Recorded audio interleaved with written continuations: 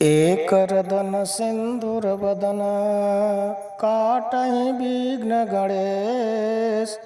राम लग्न मानस विमल विचरहि सदा महेश।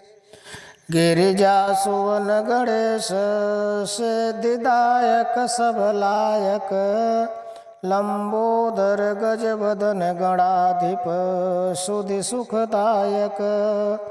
सिंदूर वदन सुजान एकरद शिव सुत प्यारे।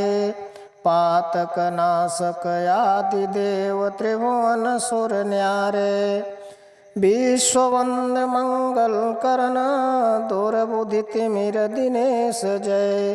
राम लग्न बिनवत परम नासौ कलुष कलेश भय।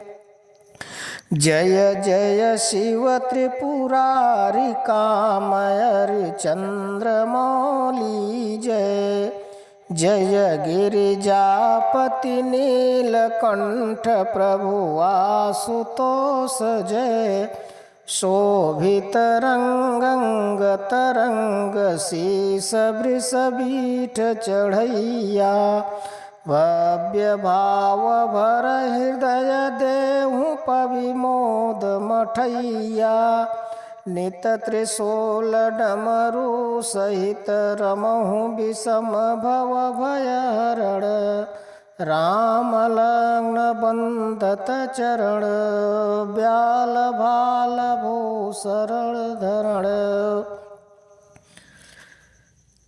श्री व्यास जी कहते हैं, एक समय श्री गंगा और कालिंदी के संगम महाक्षेत्र परम पावन प्रयाग में जब मुनियों ने अपना एक विराट सम्मेलन किया, तब महर्षि व्यास शिष्य परम पौराणिक सूत जी के आने पर सभी लोगों ने अपने अपने स्थानों से उठकर उनकी यथोचित वंदना की तथा पूजा सत्कार करके हाथ जोड़कर यह प्रार्थना की कि हे मुनीश्वर, कलयुग में सभी प्राणी पाप ताप से पीड़ित हो सत्कर्म रहित, पर निंदक, चोर, पर स्त्रीगामी, दूसरों की हत्या करने वाले, देहाभिमानी, आत्मज्ञान रहित, नास्तिक, माता पिता से द्वेष करने वाले और स्त्रियों के दास हो जाएंगे तथा किसी में भी धर्म नहीं रह जाएगा।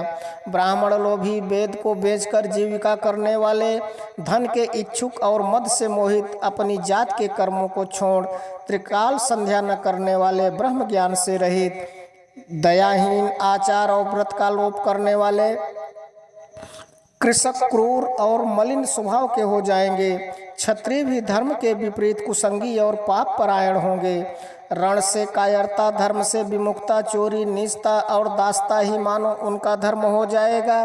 भोगों की लिप्सा और कामिनियों की दासता उनके जीवन का मुख्य ध्येय होगा तथा गौसेवा और शरणागत की रक्षा से वे विरत हो जाएंगे।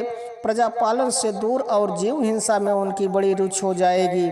इस प्रकार वैश्य भी संस्कारहीन, अपने धर्म से रहित, कुमार्गी और जैसे भी हो डंडी मारकर केवल धन कमाना ही अपना मुख्य धर्म समझेंगे और वे भी किसी अन्य की ओर कदापि ध्यान नहीं देंगे।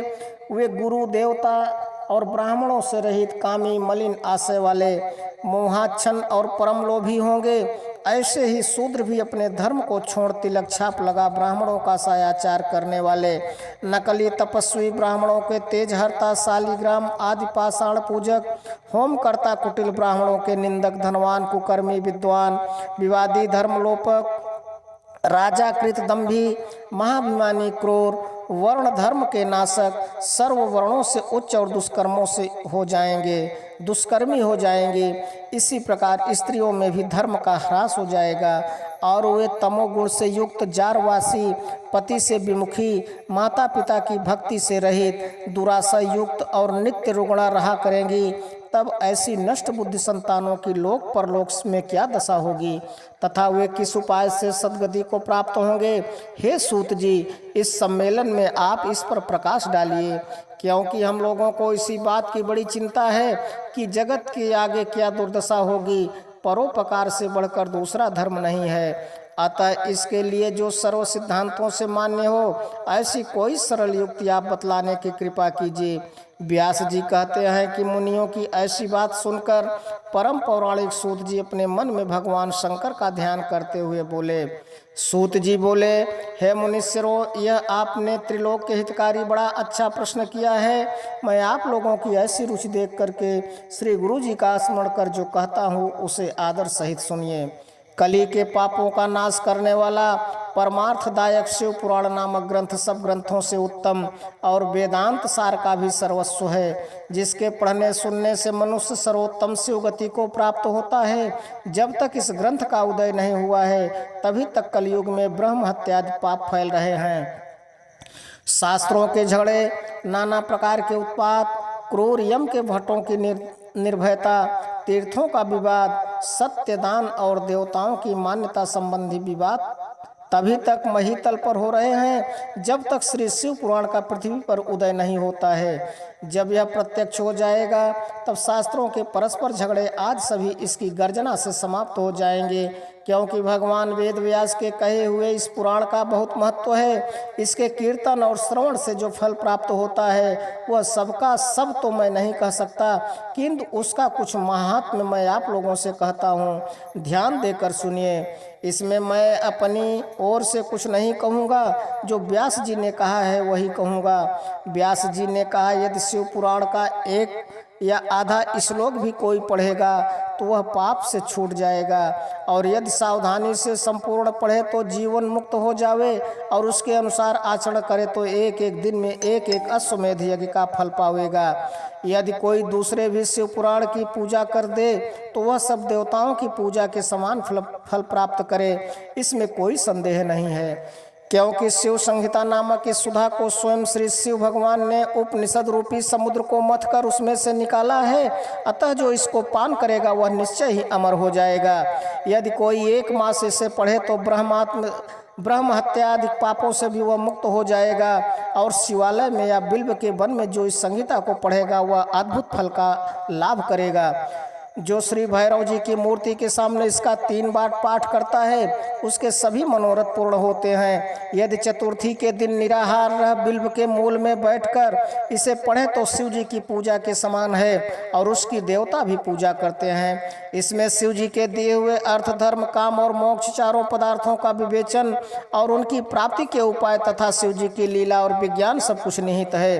अतएव यह सब प्रकार से आदरणीय है। वेद और श्री ब्रह्मा जी की संपत्ति के अनुसार श्री शिव जी ने ही पहले इस शिव महापुराण की रचना की, जिसमें विद्येश्वर संहिता, रुद्र संहिता, विनायक संहिता, उमा संहिता, मात्र संहिता, एकादश रुद्र संहिता, कैलाश संहिता, शत रुद्र संहिता, कोटि रुद्र संहिता, सहस्त्र कोटि रुद्र संहिता, वायवीय संहिता और धर्म संहिता, इतनी संहिताएं इस पुराण में सम्मिलित हैं। ये सभी पुण्यतर हैं। इनमें विद्येश्वर, रुद्र, विनायक ये तीनों संहिताएं 10-10 हजार तथा उमा और मात्र ये दोनों 8-8 हजार, और एकादश रुद्र संहिता 13 हजार, कैलाश संहिता 6 हजार, शत रुद्र 3 हजार, कोटि रुद्र 9 हजार, सहस्त्र कोटि रुद्र 11 हजार, वायवीय संहिता 10 हजार और धर्म संहिता 12 हजार।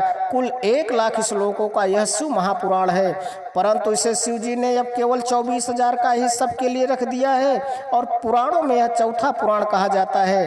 परंतु अब इसमें 7 संहिताएं ही प्रधान हैं। अन्यथा सृष्टि के आरंभ में शिव जी ने इसे 100 करोड़ श्लोकों में कहा था। अब यह 24 हजार संख्याओं वाला शिव पुराण केवल इन 7 संहिताओं में ही शेष रह गया है। यथा विद्येश्वर संहिता, रुद्र संहिता, शतरुद्र संहिता, श्री कोटि रुद्र संहिता, श्री उमा संहिता, श्री कैलाश संहिता और वायवी संहिता, जो इस सप्त संहिता युक्त श्री शिव महापुराण को आदर सहित पूरा पढ़ेगा वह जीवन मुक्त हो जाएगा। यह सब पुराणों का तिलक और सब जीवों का कल्याण दाता है। इसमें वेदांत और विज्ञान सब कुछ पूर्ण रूप से निहित है। इसे परम आदर से पढ़ने वाला शंभु प्रिय हो परम गति का लाभ करता है। श्री व्यास जी बोले, सूत जी के ऐसा कहने पर उन समस्त ऋषियों ने कहा, हे मुनि, हे महामुनि सूत जी, यदि आप हमें अद्भुत वेदांत सार महाशिव पुराण सुनाते तो बड़ी कृपा होती। मुनियों ने ऐसा सुनकर शिव जी का स्मरण करते हुए सूत जी प्रसन्न होकर बोले, अच्छा तो अब आप लोग इस अनामय शिव महापुराण को ही सुनिए। जो समस्त वेदों का सार है और जिसमें भक्ति, ज्ञान और वैराग्य तीनों का वर्णन है। हे ऋषियों, पूर्व समय में जब पुनः पुनः कल्पों का क्षय होता गया और उसके पश्चात जब इस कल्प का प्रादुर्भाव हुआ, तब सृष्टि संबंधी कार्यों के आरंभ होने पर षटकुलीन अर्थात 6 कर्मों के करने वाले उत्तम कुल के मुनियों में यह मतभेद उत्पन्न हो गया कि यह सबसे पर है या नहीं। तब इसके निर्णय के लिए वे लोग ब्रह्मा जी के पास गए।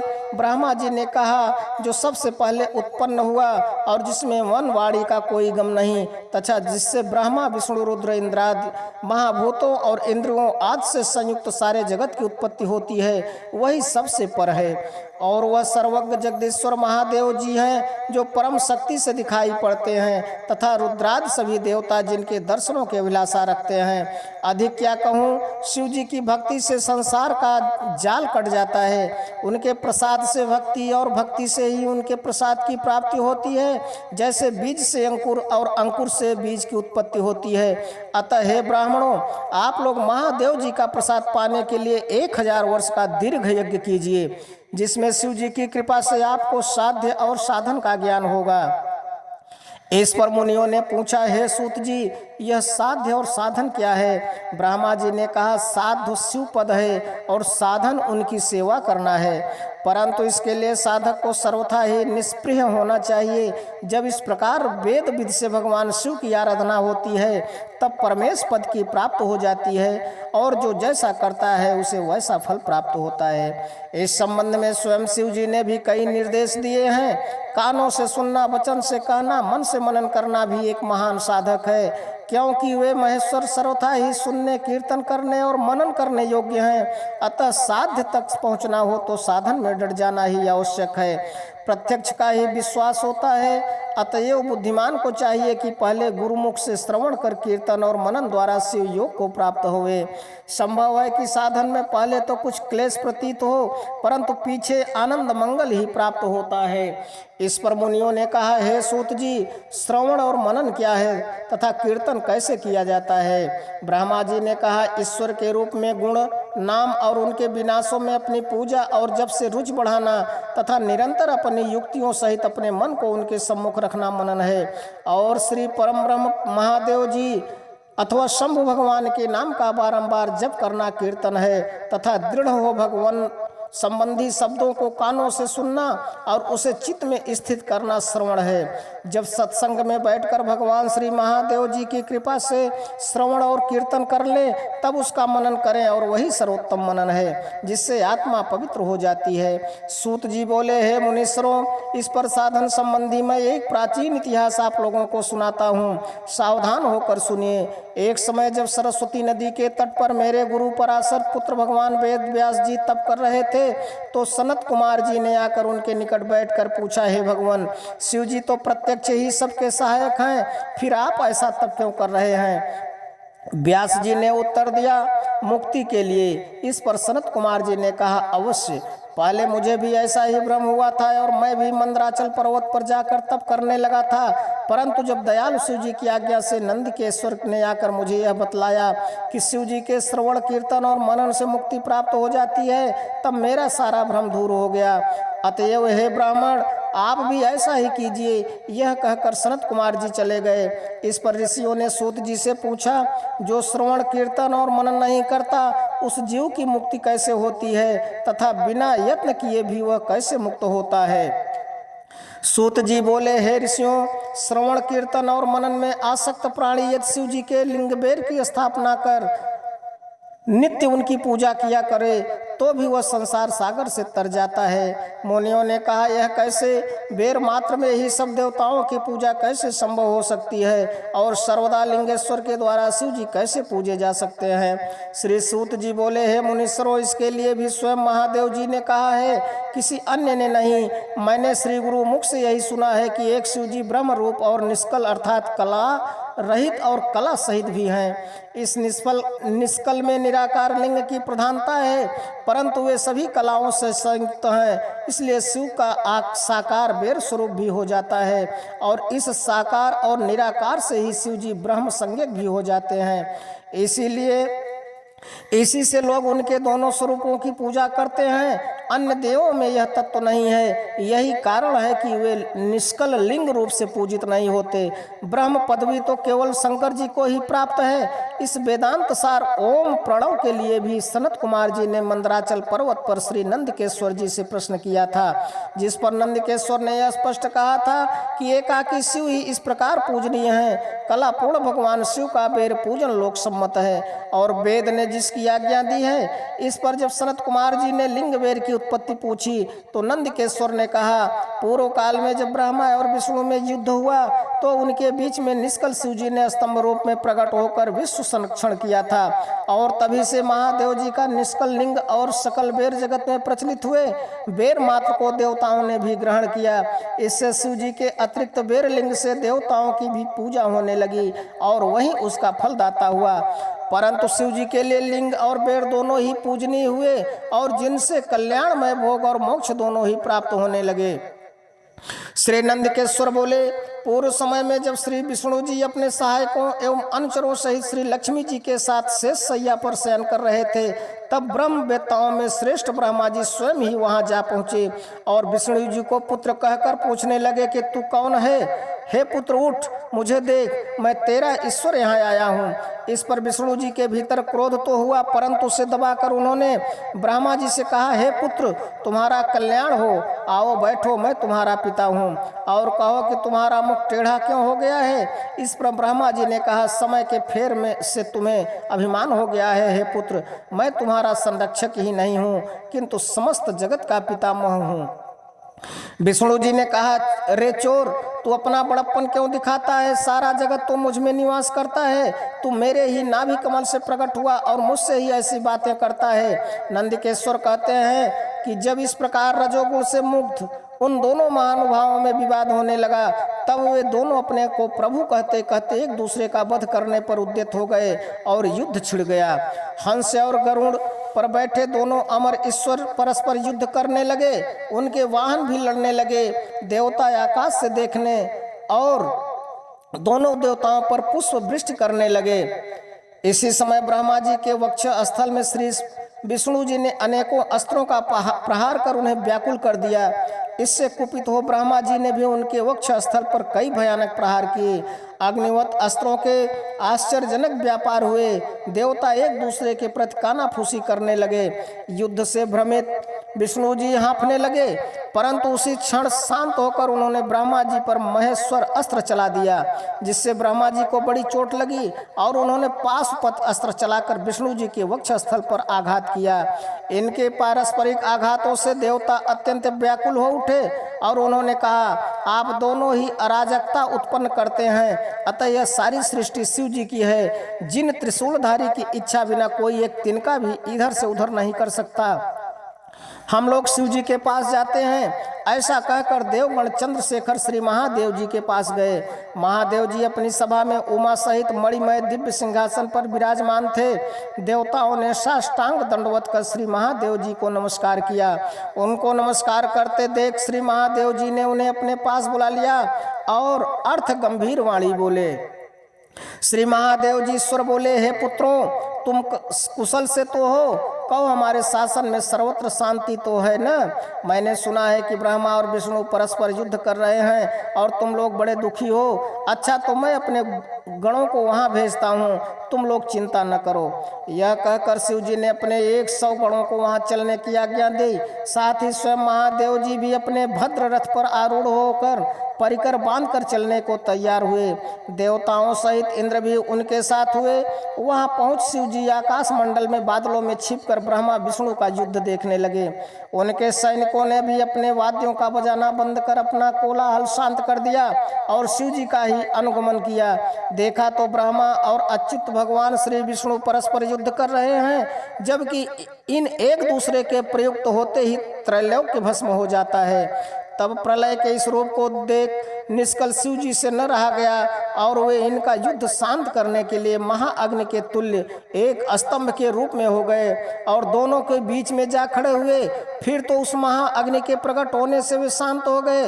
अस्त्रों के शांत होने पर उस अद्भुत दृश्य को देखकर ब्रह्मा और विष्णु परस्पर कहने लगे कि यह इंद्रयाद अग्नि स्वरूप स्तंभ क्या है? इसमें हमें इसका पता लगाना चाहिए। ऐसा निश्चय कर दोनों वीर उसकी परीक्षा के लिए बहुत ही शीघ्र वहां से चले गए। भगवान विष्णु ने शूकर का रूप धारण किया और वे उसके मूल को देखने के लिए नीचे चले गए। ब्रह्मा जी ने हंस का रूप धारण कर ऊपर गमन किया। विष्णु जी पाताल में बहुत दूर तक चले गए, परंतु स्तंभ का उन्हें कुछ भी पता न चला। तब वह फिर युद्ध भूमि में लौट आए। उधर ब्रह्मा जी ने आकाश में जाकर केतकी का फूल देखा। उन्हें विश्वास हो गया कि हमने स्तंभ का अंत देख लिया। वे केतकी का फूल लिए विष्णु के पास आए। विष्णु जी ने उनके चरण पकड़ लिए। तब ब्रह्मा के छल को जानकर ईश्वर को वहां तत्क्षण प्रकट होना पड़ा और विष्णु जी ने उनका भी चरण पकड़ लिया। विष्णु जी की महानता से ईश्वर प्रसन्न हो गए। उन्होंने कहा, विष्णु तुम बड़े ही सत्यवादी हो, अतः मैं तुम्हें अपनी समानता प्रदान करता हूँ। श्री नंदकेश्वर बोले, उस समय जो महादेव जी को ब्रह्मा जी पर क्रोध आया तो उन्होंने अपनी भौहों के मध्य से भैरव नामक एक अद्भुत पुरुष को प्रकट कर दिया, जिसने नमस्कार कर उनकी आज्ञा मांगी। शिव जी ने आज्ञा दी, तुम अपनी लपलपाती तलवार से ब्रह्मा की पूजा करो। यह आज्ञा पाते ही श्री भैरव जी ने ब्रह्मा के केस जा पकड़े। ब्रह्मा थर थर कांपने लगे। भैरव जी ने शीघ्र ही ब्रह्मा का मिथ्याभासी 5वां सिर काट लिया। फिर उन्होंने उनके और सिरों को भी काट लेना चाहा। ब्रह्मा जी भैरव के चरणों में गिर गए। यह देख विष्णु जी ने अश्रु त्यागते हुए बालकों के समान शिव जी के चरणों का आश्रय लिया और हाथ जोड़कर यह प्रार्थना की, प्रारंभ में भी आप ही ने कृपा कर इन्हें 5 सिर प्रदान किया था, अतः इन्हें क्षमा कर प्रसन्न हो जाइए। शिव जी अपने गणों के मध्य जा प्रकटे। उन्होंने भैरव को मना कर दिया। फिर एक सिर कटे ब्रह्मा से बोले, तुमने अपनी प्रतिष्ठा और ईश्वरत्व के लिए छल किया, अतः अब तुम सत्कार, स्थान और उत्सव से विहीन किए जाते हो। ब्रह्मा जी शिव जी को हे स्वामिन, हे वरद कहकर अपना 5वां सिर मांगने लगे। ईश्वर ने कहा, अराजकता के भय से मैं विश्व स्थिति को बिगड़ने न दूंगा। हे पुत्र, जो अपराधी है उन्हें तुम दंड दो, लोक मर्यादा का पालन करो। मैं तुम्हें वर देता हूँ कि अब आज से तुम गणों के आचार्य हुए, वहीं तुम्हारा सत्कार होगा। कोई भी यज्ञ तुम्हारे बिना पूर्ण न होगा।